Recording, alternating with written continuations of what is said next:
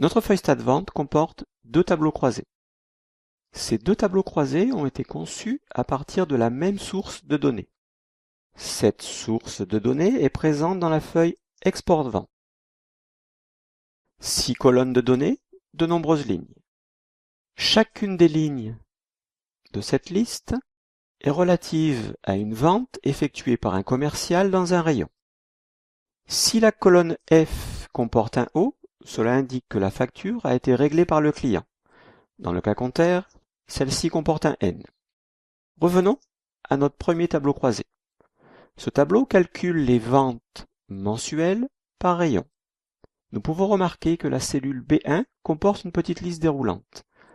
Ceci va nous permettre de filtrer notre tableau croisé.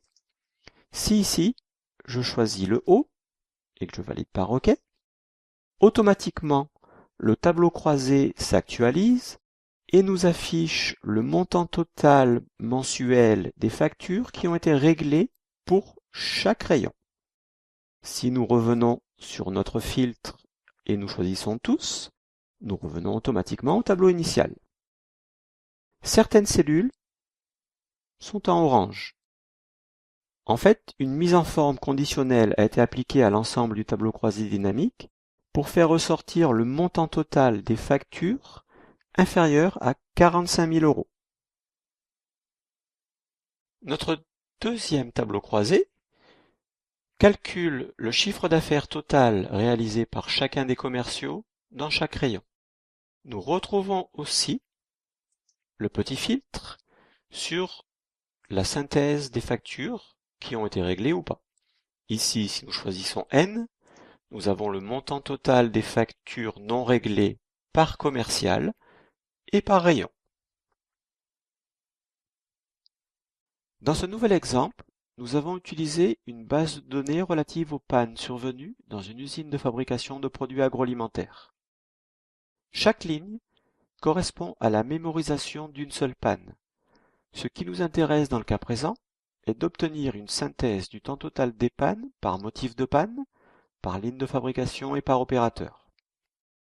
Bien sûr, ici notre source de données mémorise toutes les pannes de l'année 2015. Mais passons maintenant au tableau croisé dynamique qui a été créé. Celui-ci se trouve dans la feuille StatPan.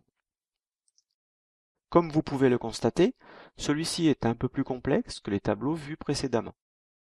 Nous avons horizontalement, sur la ligne 4, les numéros des opérateurs de fabrication. Dans la cellule A5, nous retrouvons le numéro de la première ligne de fabrication, avec juste au-dessous le détail des différents types de pannes. Juste au-dessous de chaque numéro d'opérateur, nous avons le temps total des arrêts de cet opérateur pour la ligne de fabrication concernée. Ensuite, dans cette grande plage, nous avons pour chaque type de panne pour cette ligne de fabrication le temps total des arrêts. Par exemple, sur la ligne de fabrication numéro 5019, l'opérateur numéro 27 a eu 40 minutes de panne due à une obturation de la trémie, alors que l'opérateur numéro 28 a eu 1h58 de panne pour cette même cause, et ceci sur toute l'année 2015. Enfin, sur la dernière ligne de notre tableau croisé, nous avons le total général des temps d'arrêt par opérateur. Celui-ci a été calculé automatiquement par Excel. On peut constater ici que les temps totaux de chaque opérateur sont sensiblement dans un même ordre de grandeur. Dans ce dernier petit exemple, la source de données est une liste des salariés d'une entreprise. Ce type de source de données peut nous permettre de concevoir de nombreuses statistiques différentes concernant nos employés. Une des premières synthèses réalisables est de calculer l'effectif par sexe et par service. Ce tableau croisé a été créé dans la feuille StatAmp.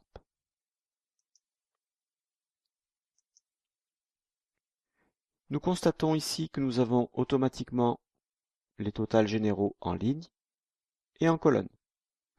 Ici, nous avons l'effectif total par service et ici l'effectif total par sexe. Le deuxième petit tableau croisé qui a été créé calcule le salaire moyen par sexe. Nous constatons d'ailleurs ici que, en moyenne, les hommes ont un salaire plus élevé que les femmes. Bien sûr, ceci est une donnée brute, qui sera à approfondir par la suite en calculant les salaires moyens hommes-femmes pour des fonctions équivalentes. Vous avez ainsi pu appréhender au travers de ces quelques exemples la diversité des statistiques que l'on peut obtenir grâce au tableau croisé dynamique d'Excel.